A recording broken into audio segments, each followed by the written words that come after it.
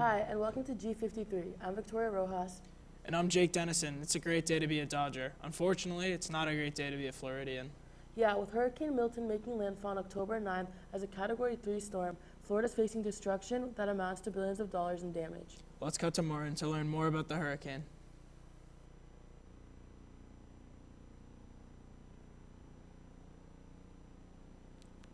On Wednesday evening, the 9th of October, Hurricane Milton hit the Tampa Bay area as a Category 3. The hurricane continued through the middle of Florida, ending as a Category 1. Over 3 million people were left without power, and at least 23 have been reported dead. The hurricane caused major infrastructure damage. The roof of the Tropicana Stadium was torn, and there was major flooding to the barrier islands off the coast. A little under 30% of gas stations in Florida have reported having no fuel. President Biden approved funds for temporary housing and home repairs for people across 30 counties in the state.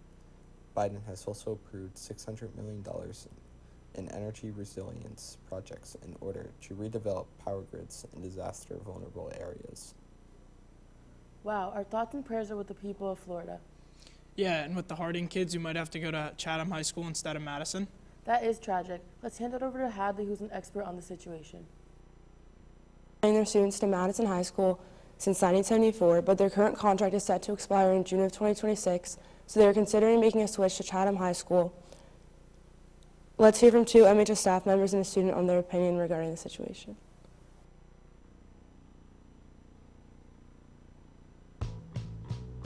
Here with Mr. Sakala.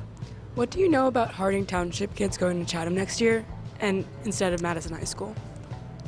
So my understanding of it wouldn't be next year. It would be 2026, I believe.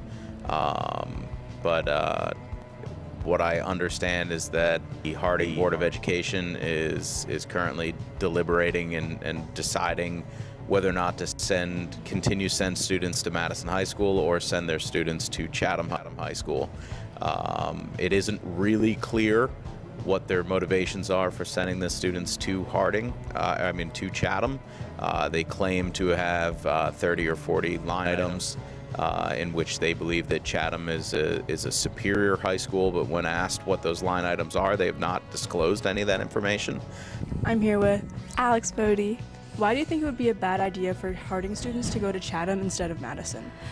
Chatham has a really small school district, small buildings, and they have a lot of students, and there's not enough room for their students. They're actually making their high school incorporate some of the middle school, so it's going to be tight already, and incorporating the Harding kids, they'll just get trampled there, and they won't have an opportunity to kind of extend out from each other, and they'll kind of be in a bubble, and we won't have the same experience of playing rec sports with Chatham. They said they didn't want us to play rec sports with them as kids, so we'd probably have to still do Madison and then go to Chatham, and it would be a really big disconnect for the kids' development.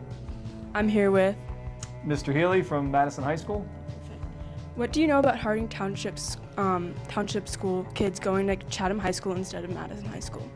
Well, it's being proposed, and the Harding Board of Education is looking into a different send and receive contract than they currently have with Madison for the past 50 years.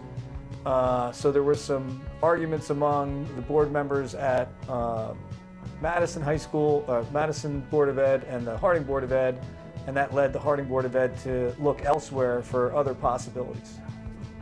Do you believe the Harding kids should go to Chatham or Madison? I believe the Harding kids should continue to go to Madison for a lot of reasons.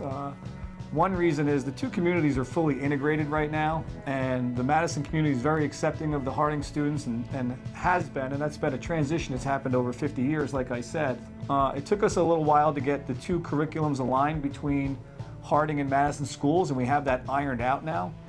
And as a teacher, I see that firsthand where, I don't know which students in the room are Harding or Madison students, and a long time ago I actually did.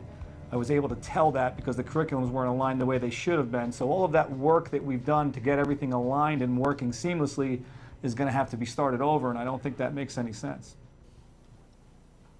Hopefully the contract is renewed. Let's kick it back to Victoria and Jake. Harding kids should be able to go to Madison. It's where they belong. Yeah, I would hate having to go to Chatham almost as much as I would hate not being able to drink my morning coffee. Maybe you should start to cut back. Did you know that caffeine consumption in teens has increased by 70% since 1980? I did not, but in all honesty, I'm not surprised. Us teens really love our coffee. Let's learn more about this from Max.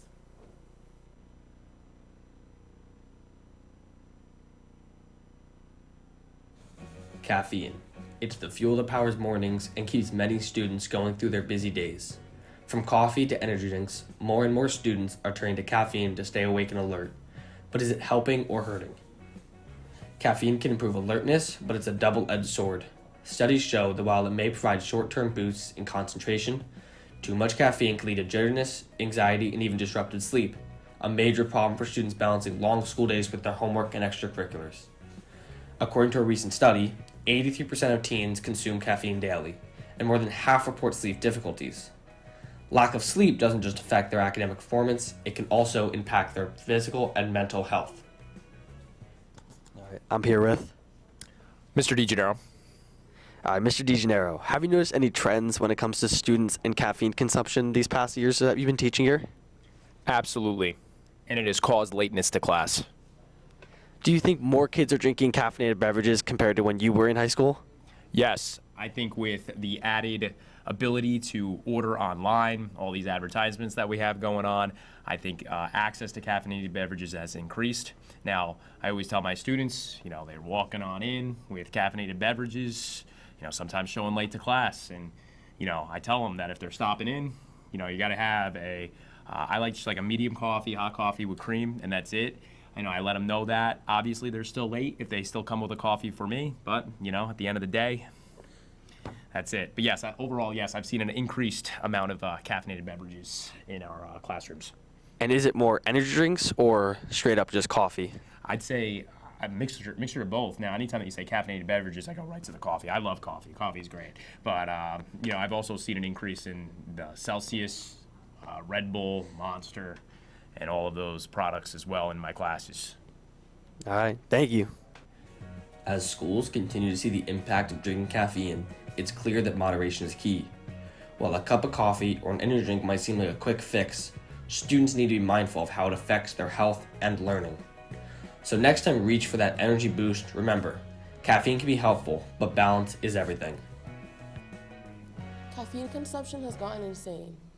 That lemonade from Panera has 4 times the amount of caffeine as a cup of coffee. That is insane. Speaking of insane, have you seen the start to this college football season? Yeah, 2 freshmen are taking over the league. Ryan Williams and Jeremiah Smith are tearing it up.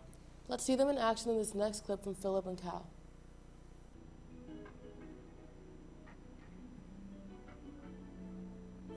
Hello, my name is Philip Natal, and today I'll be talking about 2 freshmen who are on the rise in the college football scene. The first player I'll be talking about today is Ryan Williams, who plays wide receiver for the Alabama Crimson Tide. Williams grew up in Mobile, Alabama, and went to Saraland High School, but became the youngest player in college football because he skipped his senior year and reclassified to the class of 2024. Williams is a massive contributor to Alabama's 5-1 record that ranks them in the top 25. On September 28th, Alabama played Georgia. Williams was not easy to miss, with his 6 receptions and 177 running yards, as well as a game-winning touchdown to boot. This may be Williams' best game all season. The next player is Jeremiah Smith, who plays for the Ohio State Buckeyes. Smith spent his childhood in Hollywood, Florida, and graduated from Chaminade Madonna College Preparatory School in 2024. Smith is another true freshman as well as another receiver. Smith has led his team to an amazing 5-1 start to their season that places the Buckeyes in the top 25 as well. On September 7th, Ohio State played Western Michigan, and Smith had 5 receptions and ran 119 yards. The Buckeyes went on to win the game 56-0. It's crazy to think about the fact that Williams and Smith are around the same age as us. Can you imagine if it were me out on that field? No, but a lot of kids that age are doing things that I can't imagine. I know exactly what you're referencing. Of course you do, because it's all over the news right now, and more importantly, streaming on Netflix. The Menendez brothers are everywhere, so let's cut to Caden to learn more.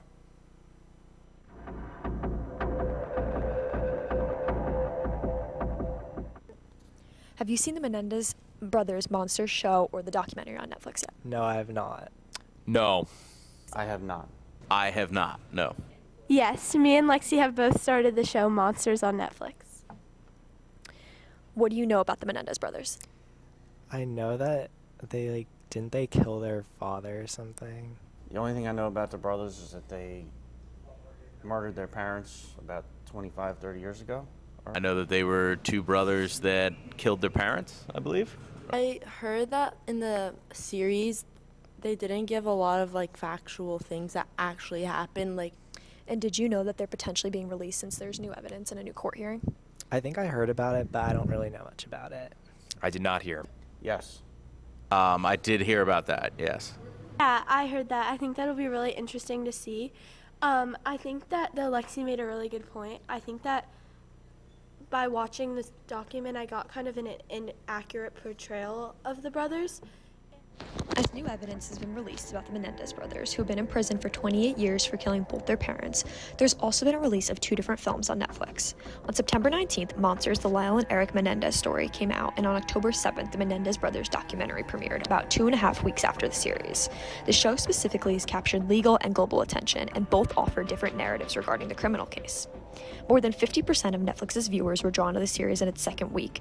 It was the most watched series on Netflix for the second week in a row, with 153.8 million hours viewed. In its debut week, 97.5 million hours were watched. In regards to the series, it's been critiqued for its conclusion of its incestuous storyline, and the brothers themselves are referred to it as a blatant lie, and that it developed vile and appalling characters for the two. He was frustrated with the show's portrayal of a sexual relationship between him and his brother, and the two have denied this relationship. Despite this, creator Ryan Murphy said it was the best thing that happened to the brothers in 30 years. For the documentary titled The Menendez Brothers, it was used as an opportunity to reframe a case. It opens up with interviews from the brothers themselves. They'd not told their story together in 30 years until this moment, and the largest difference between the two is considering how the sexual abuse is seen as completely emotional in the documentary, as it was deemed explicit and shocking. The series had left out the testimony of their cousin Diane, who Lyle had told about the abuse at the age of 8 that he had received from his father. Now we wait and see to find out what the fate is of the Menendez brothers from this point on. Well, I guess I have a new Netflix series to binge watch this weekend. Me too, but for now, I'm Jake Dennison, And I'm Victoria Rojas. and it's a great day to be a Dodger.